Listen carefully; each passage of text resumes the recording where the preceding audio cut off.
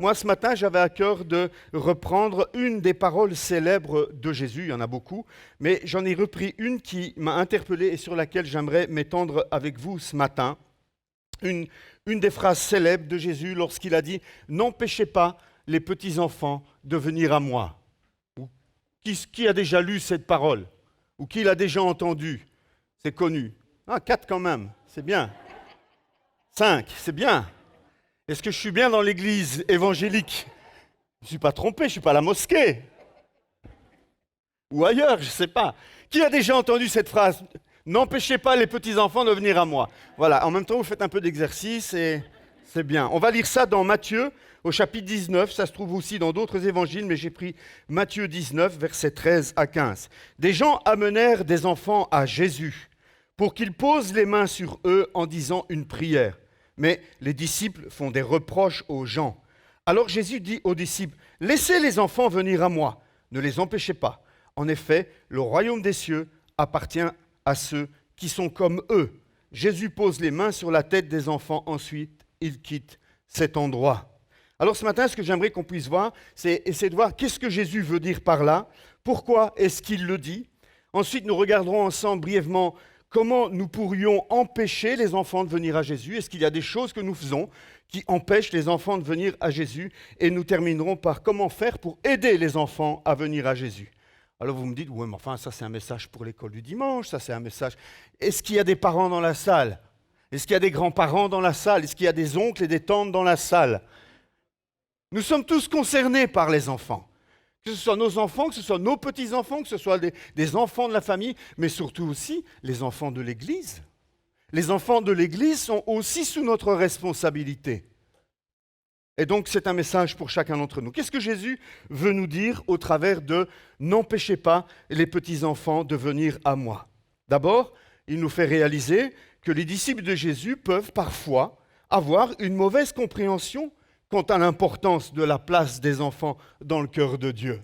C'est ce qui s'est passé avec ses disciples. Ces disciples ne voyaient pas l'intérêt de laisser les enfants s'approcher de Jésus. Ils ne voyaient pas pourquoi il fallait faire perdre du temps à Jésus. Jésus ne voit pas du tout les choses comme cela. Il leur répond « Laissez les enfants venir à moi. Ne les empêchez pas. » Et je pense que Jésus est presque indigné de voir l'attitude de ses disciples en disant cela. C'est un ordre, c'est un impératif. Laissez les enfants venir à moi, ne les empêchez pas.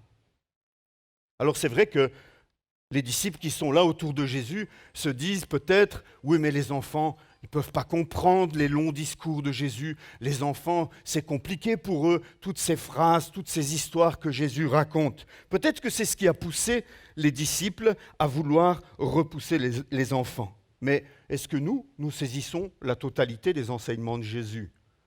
En fait, si on se retrouve tous les dimanches, c'est parce qu'on veut les comprendre. Et c'est parce qu'on veut progresser là-dedans, évidemment. Et donc, Jésus, même s'il se dit que peut-être c'est vrai, les enfants ne peuvent pas comprendre les nuances de ses enseignements, mais Jésus veut quand même toucher ses enfants. Il veut les toucher physiquement, mais quelque part, moi je pense aussi que symboliquement, Jésus veut nous dire « Je veux toucher vos enfants ». Je veux toucher vos enfants. Est-ce qu'il y a des parents ici, chrétiens, qui ont envie que Dieu touche leurs enfants? Ben évidemment, tous nous souhaitons que nos enfants soient touchés par Jésus. C'est pour ça que Jésus pose la main sur la tête des enfants. C'est une manière de bénir, c'est une manière de s'approcher des enfants, on reviendra dessus. Ensuite, Jésus nous rappelle aussi que naturellement, les enfants aiment venir à Jésus. Je ne sais pas si vous avez déjà remarqué ça, mais un enfant ne se pose pas de questions. Les enfants, très vite, ils s'intéressent à Jésus. Ils prient de manière naturelle et ils ont envie de s'approcher de Jésus.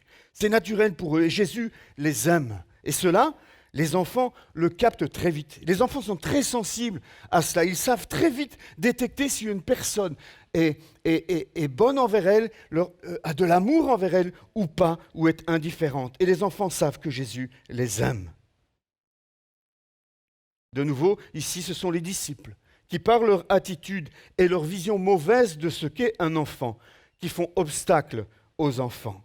Jésus leur dit, mais les disciples font des reproches aux gens. En fait, c'est ce que le texte nous dit. Les disciples font des reproches aux gens. Donc non seulement ils empêchent les enfants de s'approcher de Jésus, mais en plus, ils font des reproches aux adultes qui veulent amener les enfants à Jésus. Les disciples sont vraiment à côté. Au travers de ce geste où Jésus va laisser venir les enfants à lui et poser la main sur eux, Jésus redonne de la valeur aux enfants dans une société qui les considérait à peine. Il faut savoir qu'à l'époque de Jésus, le taux de mortalité en bas âge était très, très élevé. Du coup, on faisait attention à ne pas trop s'attacher aux enfants. Parce qu'ils pouvaient mourir très rapidement. On perdait énormément d'enfants. Si vous lisez un petit peu ou si vous suivez un peu les héros de la foi que l'on publie de temps en temps, vous allez être étonné de voir que des hommes de la foi ont perdu parfois 4, 5, 6 enfants en bas âge. Mais c'était monnaie courante à l'époque. Ce n'était pas il y a si longtemps que ça. Aujourd'hui, on vit une époque où les progrès de la médecine font que c'est devenu très rare et un véritable accident quand ça arrive. Évidemment que c'était aussi un accident quand ça arrivait, mais ça faisait partie dans toutes les familles, des enfants mouraient. Et donc à l'époque de Jésus, encore pire. Et donc on faisait attention à ne pas accorder trop de valeur aux enfants. C'est seulement après, quand ils avaient passé un cap, que là, c'est bon, maintenant on peut s'attacher. Et Jésus, lui, veut s'attacher aux petits-enfants. Jésus, peut-être même, s'est mis à la hauteur de ses enfants. Peut-être que Jésus s'est même abaissé pour se mettre à leur hauteur. Si nous faisons ça aussi, si nous pouvons en tant qu'Église nous mettre à la hauteur des enfants, ils sauront que l'Église est un endroit où ils existent, un endroit où ils sont aimés. Et c'est notre rôle en tant qu'Église. En tant qu'Église, pas seulement en tant que parents, c'est le rôle de l'Église, c'est-à-dire chacun d'entre nous, que nous ayons des enfants ici ou pas, c'est notre rôle en tant qu'Église, en tant que chrétiens, de nous mettre au niveau des enfants et de les aider à se sentir accueillis, exister et aimés. Alors pourquoi est-ce que Jésus dit cela? J'ai relevé plusieurs raisons à cela. Jésus dit cela pour nous rappeler que le royaume, l'accès au royaume, ne se fait pas sur la base de nos compétences, ne se fait pas sur la base de nos capacités, ou sur la base, mais seulement sur la base de notre foi. Ce qui caractérise un enfant, c'est sa foi en ses parents. Un enfant ne se pose pas la question, ne s'inquiète pas de savoir s'il aura à manger sur la table. Un enfant ne s'inquiète pas de savoir s'il aura des vêtements à mettre le lendemain matin pour aller à l'école. Les enfants vivent dans une foi totale, une foi complète en leurs parents. Sans inquiétude. Et quelque part, ce que Jésus veut dire, c'est que ce sont ceux qui se comportent comme ses enfants. Ce sont ceux qui ont un cœur d'enfant par rapport à mon Père, qui ont accès au royaume de Dieu. Et donc Jésus nous donne un enseignement et nous rappelle que nous devons quelque part, d'une certaine manière, redevenir comme des enfants dans certains domaines de nos vies. Ensuite, Jésus va aussi nous faire comprendre que les enfants sont aussi concernés par la bonne nouvelle. Ce que Jésus veut dire à ses disciples, c'est « Je ne suis pas seulement venu annoncer la bonne nouvelle aux adultes, écartez de moi les enfants, non. Ce qu'il veut dire, c'est que la bonne nouvelle, elle est pour tous, du plus petit au plus âgé. Et les enfants peuvent rencontrer Christ très jeune, on peut se convertir lorsqu'on est encore un enfant. Ce n'est pas une affaire d'adulte. Spurgeon, le grand prédicateur, avait l'habitude de dire aux parents, évangélisez vos enfants. Si vous faites ça, vous devancez le diable. Nous avons une responsabilité à amener nos enfants à Jésus et à ne pas les empêcher de s'approcher de lui. On verra comment on peut faire cela parfois à notre insu. Zinzendorf, j'en ai parlé dans un de mes héros de la foi. Corrie ten Boom aussi, j'en ai parlé dans un des héros de la foi. Ils faisaient remonter leur conversion à l'âge de 4 ans. 4 ans déjà. Parce que le message de l'Évangile, il est pour tous. Les simples et les intelligents, les enfants et les adultes, tous peuvent recevoir et comprendre cette bonne nouvelle de l'Évangile. Je pense même que bon nombre de décisions, peut-être si je faisais un recensement dans l'Église, bon nombre d'entre vous pourriez confesser, avouer, témoigner, vous êtes convertis en bas âge quelque part, enfant ou adolescent. On sait que les camps, les retraites de jeunes, les retraites d'enfants sont des lieux propices pour des rencontres avec Jésus. Rappelons-nous aussi que des enfants de la Bible ont été des héros. La Bible nous en parle. Pensez au prophète Samuel. C'est un homme extraordinaire, ce prophète Samuel. Il a accompagné plusieurs rois. Il était d'une trempe et d'une force incroyable. Il a repris Saül en face. Il a mis à mort le roi Amalek que Saül avait épargné. Un homme intègre, un homme jusqu'au bout. Mais il a commencé comme un enfant dans le temple. C'est tout petit enfant qu'il a entendu la voix de Dieu. Dieu peut parler à ton enfant. Dieu peut déjà s'approcher de ton petit enfant et déjà se révéler à lui d'une manière extraordinaire, parce que Dieu a des projets pour lui. Nos enfants ne sont pas trop jeunes pour servir Dieu. Le roi Josias avait 6 ans lorsqu'il est devenu roi. Ce fameux roi d'Israël, à 6 ans, il était roi. David était un jeune adolescent lorsqu'il a combattu Goliath. Tout jeune, un gamin. Et il a mis Goliath à mort. Pensons à ce garçon qui avait 5 pains et 2 poissons. On ne connaît pas son nom, mais purée, qu'est-ce qu'on connaît son histoire? On connaît son histoire. 2000 ans après, on parle encore de lui. Il a eu cette foi de dire, mais j'ai que 5 pains et 2 poissons, mais si je les donne à Jésus, il va en faire quelque chose d'extraordinaire. Là où ses disciples ne voyaient rien, le petit enfant a vu quelque chose. Parce que l'enfance, c'est aussi le meilleur moment pour semer dans les vies. C'est aussi une des raisons, et aussi quelque chose que Jésus veut nous enseigner. L'enfance, c'est le meilleur moment pour semer dans la vie. Je ne sais plus si c'est Jean Calvin ou son instituteur qui était pasteur, Jean Comenius, qui a dit « En tant que pasteur, je préfère enseigner les enfants à pousser droit plutôt qu'à perdre mon temps et mon énergie à redresser les adultes qui ont poussé de travers. » Elle n'est pas sympa pour nous, cette phrase. Hein? Qui a poussé de travers? Non, ne le dites pas, c'est bon. Gagnons nos enfants à Christ, frères et sœurs. Gagnons nos enfants à Christ avant qu'ils ne soient endurcis. Aujourd'hui, nous pouvons semer dans la bonne terre. Demain, nous risquons de devoir désherber, retirer les cailloux, labourer profondément avant de pouvoir semer. Voilà ce que Jésus veut nous dire par rapport à nos enfants. Vous êtes encore avec moi? Amen. Alors comment est-ce que malgré nous, nous pouvons empêcher les enfants de venir à Jésus? Parce que moi, je pense que c'est malgré nous. Personne ici n'a l'intention d'empêcher son enfant de venir à Jésus. Alors, comment est-ce que malgré nous, il peut arriver que nous fassions cela? Eh bien, d'abord, je pense qu'un des facteurs principaux, c'est en négligeant le réveil à la foi. Je vois beaucoup de parents qui se soucient des progrès scolaires de leurs enfants, qui sont prêts à faire d'énormes sacrifices pour les progrès scolaires de leurs enfants, qui sont prêts à prendre des répétiteurs, des professeurs particuliers pour que leurs enfants réussissent au niveau scolaire. Lorsque c'est la fin de l'année scolaire, nous aimons aller vers le professeur, l'instituteur, pour le remercier. Ma femme, elle est revenue en fin d'année avec je ne sais combien de kilos de Léonidas, de nœuds hausses et d'autres bougies et d'autres cadeaux. En fin d'année, nous aimons aller vers l'instituteur de notre enfant, nous gardons le contact avec lui et nous savons qui il est, on s'intéresse à lui et à la fin de l'année, eh bien, on vient le remercier et on est reconnaissant envers lui. Parfois, nous inscrivons nos enfants à l'académie de musique et nous savons que quand nous les inscrivons à l'académie de musique, nous sommes partis pour la galère, parce qu'il faut être derrière eux, il faut les encourager. Ah non, j'ai pas envie. Si, vas-y, persévère. On est derrière eux pour qu'ils finissent au moins leurs premières années de solfège. On les encourage, on est derrière eux, on va aux répétitions, on fait des kilomètres pour les amener à l'académie. Et quand il y a les petits spectacles qui sont faits, on ne les manque pas. Je dois ralentir. Merci, Hilaria. C'est toi qui fais signe à Hilaria, qui me fait signe par là? Il y a tout un réseau, quoi. On s'investit pour nos enfants, pour qu'à l'académie, ils persistent. Lorsque nous les inscrivons au foot, il paraît que Éliséo, qui se cache là-bas dans le couloir, quand il va au foot avec son fils, il paraît que c'est pas mal. Ça vaut le coup d'aller voir. On se demande qui est le plus stimulé, le gamin sur le terrain ou Éliséo derrière la barrière. On est derrière eux, on les soutient. Parfois, on les reprend, mais on est derrière eux et on veut les encourager. Qu'en est-il de l'école du dimanche?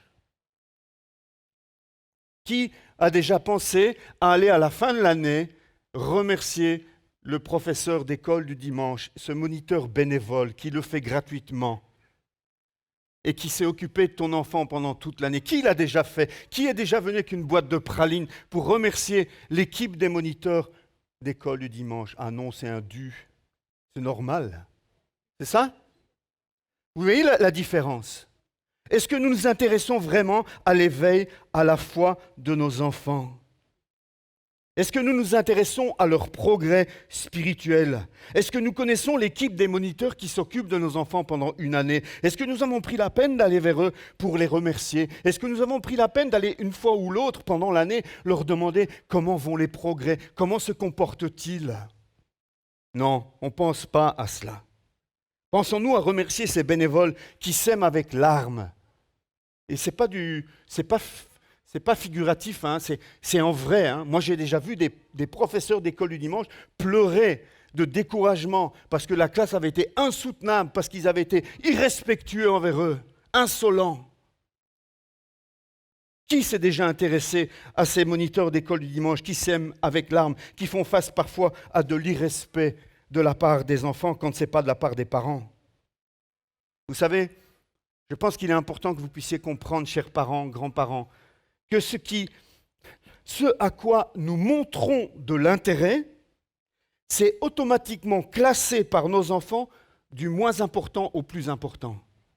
Si tu ne fais que t'intéresser au progrès, au foot de ton enfant, mais que tu ne lui parles jamais de sa foi, automatiquement, ce qu'il va comprendre et déduire de cela, c'est que mes progrès sportifs sont importants, mes progrès dans la foi, papa, ça ne l'intéresse pas. Vous savez ça? Si vous êtes seulement focalisé sur les progrès scolaires, la conclusion, c'est ce qui est important pour mes parents, c'est que je réussisse bien à l'école. À côté, je peux faire ce que je veux. Nous transmettons quelque chose malgré nous parfois. En ne faisant rien, en ne disant rien, en ne nous intéressant pas à l'éveil, à la foi de nos enfants, quelque part, nous crions quelque chose. Nous transmettons quelque chose qui n'est pas une bonne chose. En faisant cela, nous empêchons les enfants de venir à Jésus. Est-ce que vous êtes d'accord avec moi? On empêche aussi les enfants de venir à Jésus quand nous-mêmes, nous ne démontrons pas le caractère de Christ. Les enfants nous observent. Les enfants apprennent en copiant. Les enfants apprennent en prenant des modèles. Et si le dimanche matin, vous louez Dieu les mains levées, mais qu'en semaine, vos mains servent plutôt à aller vite vers le bas, de manière inconsidérée, si vous ne vivez pas avec authenticité ce que vous professez le dimanche, vos enfants observent. Et vos enfants feront comme vous. Ils feront exactement comme vous. Relisez l'histoire des rois de Juda et vous serez étonnés de voir le nombre de fois où un nouveau roi se comporte en marchant sur les traces de son père.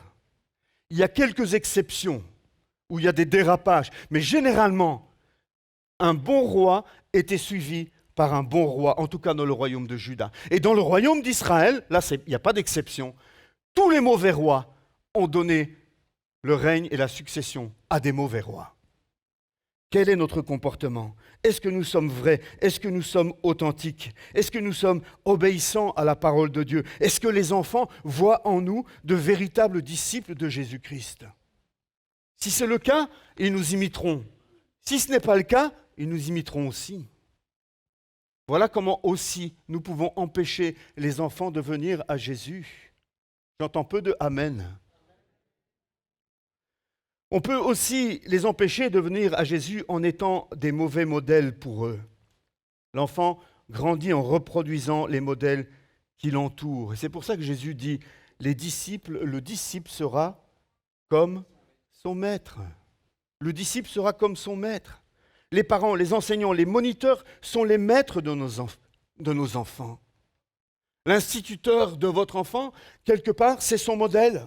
Le moniteur d'école du dimanche, c'est son modèle. Et vous êtes ses premiers modèles. Quel genre de maître sommes-nous pour nos enfants? Rappelez-vous que ce que nous sommes parle plus que ce que nous disons. Je vais redire ça parce qu'il y en a qui me regardent avec des yeux de carpe frite morte d'amour. Donc, je ne pense pas qu'ils ont saisi. Je vais le redire. Écoutez bien, écoutez bien.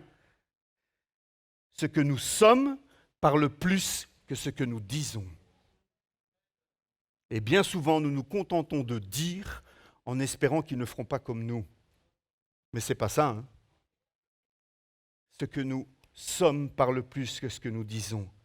Moi, je ne sais pas si c'est votre cas, mais de l'école primaire, je ne me souviens que d'une seule personne. Vous me direz, c'est vrai, il y a longtemps, l'école primaire, pour moi, ça commence à... Mais je me souviens d'une seule personne à l'école primaire C'est une personne que je ne voyais que 2 heures par semaine. Et le directeur de l'école nous avait mis dans le placard à balai. Il était assez grand. Il y avait de quoi mettre une table et 2 chaises. Parce que soi-disant, il n'y avait pas d'autre place ailleurs. Vous savez de quel cours je suis en train de parler? Du cours de religion protestante, effectivement. Et je me souviens de cette institutrice. Elle s'appelait Madame Coffrier. Je ne me souviens pas de ce qu'elle m'a raconté. Rien. Mais je me souviens de qui elle était. Je me souviens de comment elle était remplie d'affection et d'amour pour moi. Je me souviens comment elle s'intéressait vraiment à moi. C'était une période pas facile à la maison. Et je crois que Dieu l'a mis sur ma route exprès pour que quelque part, pendant ma semaine, je trouve un lieu de réconfort. Pendant que mes parents étaient en train de se déchirer, se diviser, Madame Coffrier s'intéressait à moi et elle m'aimait. De temps en temps, elle m'invitait même à passer le week-end chez elle. C'était à Binche, en face de la muraille de Binche. Je me souviens comme si c'était hier, j'ai 56 ans. Qui est-ce qui a dit ça? Sophie, tu peux prendre un rendez-vous pastoral avec Fred, s'il te plaît. Frères et sœurs, moniteurs, parents. Moniteurs, surtout peut-être moniteurs d'école du dimanche. Les enfants vous auront oublié dans peu d'années si vous vous contentez juste de leur transmettre des choses, des connaissances. Mais si vous les aimez, si vous êtes, si vraiment vous vous souciez de qui ils sont, que vous les entourez de votre affection, de votre amour, ils auront oublié vos leçons d'école du dimanche, mais ils ne vous oublieront pas. Et c'est ce que nous devons faire. Veillez à ne pas être oubliés. C'est valable pour les moniteurs d'école du dimanche, c'est valable pour les enseignants, c'est valable pour les parents, c'est valable pour l'Église. Dans quelques années, nos enfants seront face à des choix. Rester dans l'Église ou quitter l'Église. Quels souvenirs auront-ils de l'Église? Un lieu où ils ont été aimés ou un lieu où ils ont été ignorés? S'ils ont été ignorés, ils iront chercher ailleurs l'amour dont ils ont besoin. L'Église est appelée à aimer ses enfants. Ce n'est pas le rôle des parents seulement. Ce n'est pas le rôle des moniteurs seulement. C'est le rôle de l'Église d'aimer ses enfants. Le célèbre pédagogue chrétien Pestalozzi, j'ai fait exprès de prendre un italien pour mettre à l'honneur, parce que je ne suis pas mauvais perdant. Ils ont mieux joué que nous. Voilà, c'est un fait.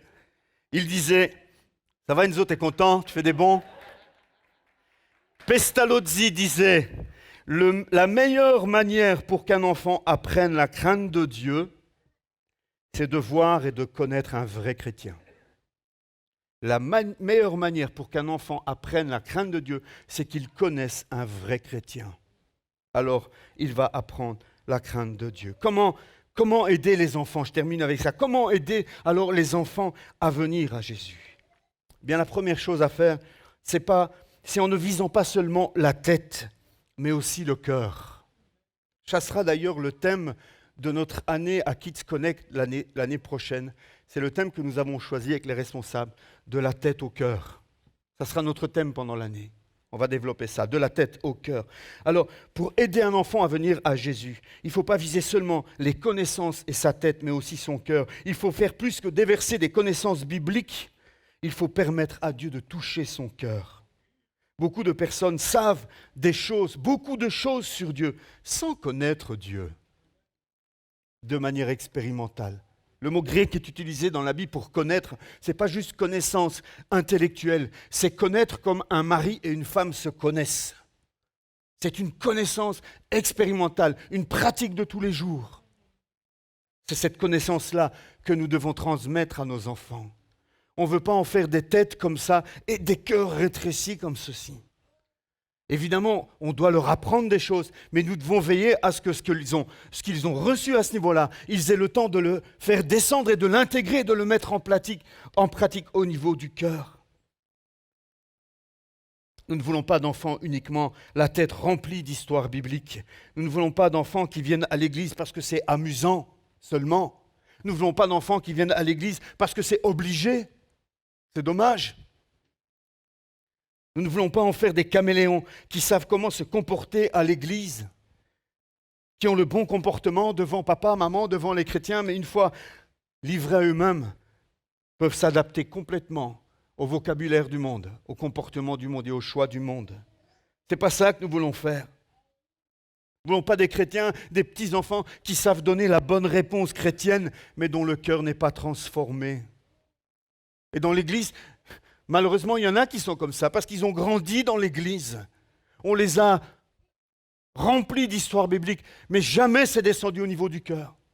Alors à l'Église, ils se comportent comme des chrétiens, mais une fois en dehors de l'Église, ils se comportent comme les gens du monde, de vrais caméléons, capables de s'adapter à n'importe quel milieu. Ce ne sont pas ces chrétiens-là que Dieu recherche. Ce sont ceux qui sont vraiment transformés au niveau du cœur, pas ceux qui ont appris à se déguiser en chrétiens. Nous ne voulons pas faire des enfants qui se déguisent en chrétiens. Nous voulons des enfants qui connaissent Jésus, qui ont une relation personnelle avec lui. Nous voulons des enfants qui connaissent Dieu, qui aiment Dieu, qui veulent servir Dieu et qui aiment son Église. Voilà l'objectif que nous voulons atteindre. En changeant notre vision d'école du dimanche, on peut aussi aider les enfants à venir à l'église. Et qui doit changer de vision d'école du dimanche? Mais vous, les parents. Pour beaucoup de parents, mettre son enfant à l'école du dimanche, c'est juste une solution pour passer un bon culte. On aura la paix. Mais ce n'est pas le rôle et ce n'est pas l'objectif de l'école du dimanche. L'école du dimanche n'est pas là pour que vous puissiez suivre un culte en paix. L'école du dimanche n'est pas là pour votre confort. L'école du dimanche, elle est là pour que vos enfants rencontrent le même Dieu que vous. Pour que vos enfants puissent aussi vivre une transformation, qu'ils puissent rentrer à la maison en ayant été impactés par Dieu, peut-être même plus que vous. Est-ce que vous leur demandez ce qu'ils ont vécu à l'école du dimanche ? Est-ce que vous leur demandez ce qu'ils ont appris à l'école du dimanche? Est-ce que vous les aidez pendant la semaine à mettre en pratique ce qu'ils ont reçu à l'école du dimanche? Si vous vous intéressez à cela et si vous construisez sur le travail des moniteurs, vous allez vraiment faire un bon travail dans la vie, dans le cœur de vos enfants. Vous, les courageux moniteurs, visez la relation avec vos enfants. Les enfants qui vous sont confiés, vous devenez leur pasteur quelque part. Vous devez prier pour eux. Vous devez les aimer. Vous devez les suivre. Soyez des pasteurs pour vos enfants. On attend de vous bien plus qu'une belle leçon ou un beau bricolage. On attend de vous que l'Esprit de Dieu vous utilise pour atteindre leur cœur. Et c'est un des plus beaux ministères dans l'Église. Peut-être le plus beau ministère dans l'Église. S'occuper des enfants, aimer les enfants, les préparer. Pour conclure, je dirais simplement, nos enfants sont l'Église d'aujourd'hui, pas de demain. Ils font déjà partie de l'Église, mais ce sont les leaders de demain. La pérennité de l'Église dépend de ce que nous allons faire avec nos enfants. Si nos enfants désertent l'Église, dans 10 ans, dans 20 ans, qui sera ici? On sera tous là avec notre canne, à chanter des vieux cantiques. On sera revenu à l'accordéon peut-être, je ne sais pas. Nous devons investir, frères et sœurs. Investir à long terme dans nos enfants. Dieu nous a fait une grâce extraordinaire à l'Église Connect, d'avoir une centaine d'enfants, d'avoir des locaux en veux-tu, en voilà. Je ne veux pas dire qu'on pourrait avoir un local par enfant, ça serait exagéré. Mais on a, je ne sais pas combien de classes il y a dans l'école. Il y a de la place. On manque de moniteurs? Non, ça va. Dieu est bon. L'équipe se remplit vraiment. Mais on a une bénédiction dans cette église, vraiment, de pouvoir encadrer nos enfants, de pouvoir les aimer. Rappelons-nous que nous avons été choisis par Dieu. Et cela, c'est aussi valable pour vos enfants. Dieu ne s'intéresse pas à nous à partir du moment où nous sommes devenus adultes en disant « Ah, bon, ça y est maintenant, il va pouvoir entrer dans les projets que j'ai pour lui. » Non. Dès qu'un enfant naît, Dieu a un projet pour sa vie. Je dirais même que Dieu a un projet et un enfant naît. Dieu a un projet, paf, un enfant vient au monde. Le diable aussi a des projets pour nos enfants. Est-ce que vous le savez? Le diable a des projets pour nos enfants. Combien de parents pleurent aujourd'hui de voir leurs enfants s'écarter du chemin de Dieu? Alors, je ne veux pas les accabler. J'espère que vous avez fait tout ce qui était en votre pouvoir parce qu'après, c'est eux qui font leur choix, bien sûr. Mais il y a moyen d'améliorer, toujours. Il y a moyen de faire mieux.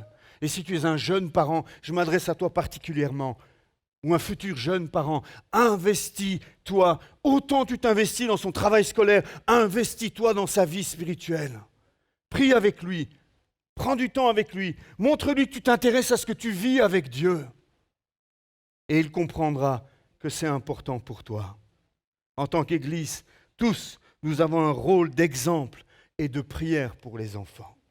J'aimerais bien demander au groupe d'intercession qui se réunit le samedi de prendre de temps en temps un samedi complètement dédié à prier pour Kids Connect, pour les enfants de l'école du dimanche. Cécile, c'est possible? On fera ça aussi de temps en temps, on organisera un mardi où ça sera spécialement pour Kids Connect. On priera uniquement pour les enfants un mardi de temps en temps. De temps en temps, on organisera peut-être une rencontre de prière avant le culte pour qu'on puisse bénir l'école du dimanche. Et les parents seront invités à venir une fois de temps en temps. On ne veut pas en faire des choses cycliques parce qu'on a remarqué que quand ça devient cyclique, ça marche au début et puis ça ne vous intéresse plus. Alors on essaiera de trouver des événements ponctuels, nouveaux, pour susciter l'intérêt, mais l'intérêt devrait être là si vous êtes parents. C'est Dieu qui nous a fait, dit la Bible dans Éphésiens chapitre 2. Il nous a créés dans le Christ Jésus pour que nous menions une vie riche en actions bonnes. Et ces actions, Dieu les a préparées pour que nous les fassions. C'est valable pour nous et c'est valable pour nos enfants. Dieu a des projets pour ton enfant. Ne regarde plus ton enfant simplement comme ce merveilleux bébé de qui tu es fou ou folle, mais regarde-le aussi avec les yeux de Dieu. Parce que c'est ton devoir de parent de prier pour lui et de te dire « Qu'est-ce que Dieu veut pour mon enfant ?» Quelle est la destinée que Dieu a préparée pour mon enfant? Si tu n'as pas ce regard-là, tu passes à côté de l'essentiel. Parce que Dieu t'a prêté cet enfant. Dieu t'a donné cet enfant et tu es responsable de le faire grandir dans les voies de Dieu, de l'aider à entrer dans. Pas, attention, pas les endoctriner, pas les forcer, mais au travers de ta vie de foi, de ta relation avec Dieu, tu lui donnes envie de découvrir ce même Dieu. Et si tu as deux visages, tu ne lui donneras pas envie seulement de fuir. On va prier ensemble. J'aimerais qu'en tant qu'Église, on puisse se lever ce matin. C'est la pause, l'école du dimanche est en pause pour 2 mois. En septembre, on va reprendre avec de nouvelles équipes, avec une nouvelle vision. Et je voudrais vous demander pendant cet été, frères et sœurs, jeunes et vieux, parents ou grands-parents ou pas parents du tout, à porter ce travail parmi les enfants. Je voudrais vous inviter à prier, à prendre ce fardeau sur vos cœurs. C'est le rôle de l'Église de prier pour les enfants. Si nous ne le faisons pas, ce n'est pas le monde qui va prier pour nos enfants, je peux vous dire. C'est à nous de prier pour eux. Seigneur, nous te bénissons pour cette parole ce matin qui nous exhorte, qui peut-être ouvre nos yeux à nouveau, qui peut-être amène de la lumière, Seigneur, là où peut-être les ténèbres ont régné jusqu'à maintenant. Seigneur, nous voulons nous approcher de toi en tant qu'Église, en tant que parents, en tant que grands-parents, en tant qu'oncles, Seigneur, en tant que membres d'Église simplement. Et nous voulons, Seigneur, confesser ce matin qu'effectivement, nous recevons ce fardeau de prière. Ces enfants sont tes enfants avant tout. Ces enfants, avant d'être le fruit de nos désirs, de nos projets, ce sont les enfants qui sont d'abord le fruit de tes projets, de tes désirs. Tu les connaissais avant même la fondation du monde, dit ta parole. Mais Seigneur, donne-nous de les voir, pas seulement au travers de nos yeux de parents, mais de les voir aussi au travers de tes yeux, au travers des yeux de Dieu. Seigneur, aide-nous à nous mettre à leur niveau. Aide-nous, Seigneur, à pas simplement nous intéresser aux autres adultes à la fin du culte, mais à peut-être aussi, Seigneur, apprendre à saluer ces enfants, à prendre de leurs nouvelles, à nous mettre à leur niveau, à aller vers eux, à nous intéresser à ce qu'ils ont vécu, afin que, Seigneur, ces enfants puissent se sentir aimés dans cette Église, respectés, puissent réaliser qu'ils comptent, qu'ils sont importants. Seigneur, viens nous aider à changer nos mauvaises habitudes, viens nous aider à changer notre mauvaise vision des choses. Viens nous transformer ce matin et renouvelle-nous, Seigneur. Nous bénissons nos enfants.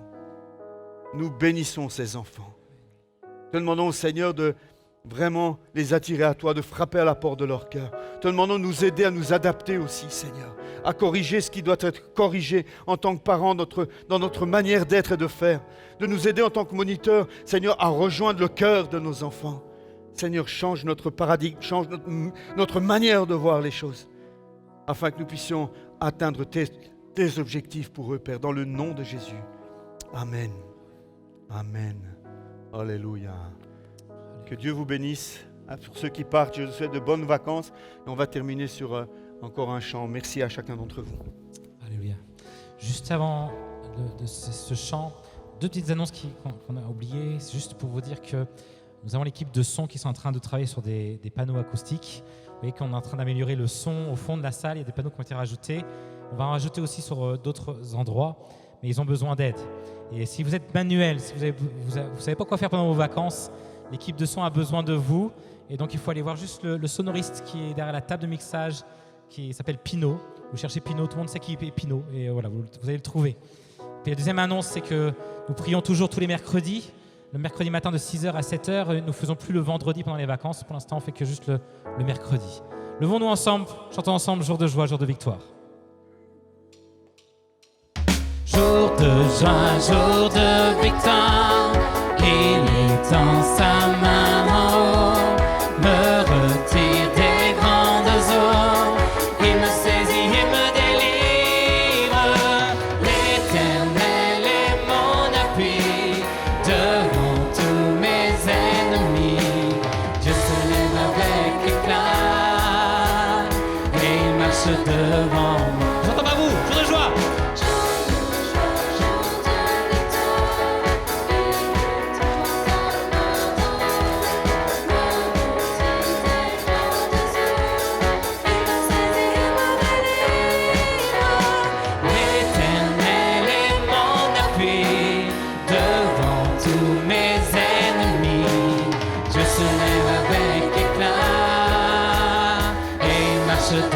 Dieu se lève avec éclat. Dieu se lève avec éclat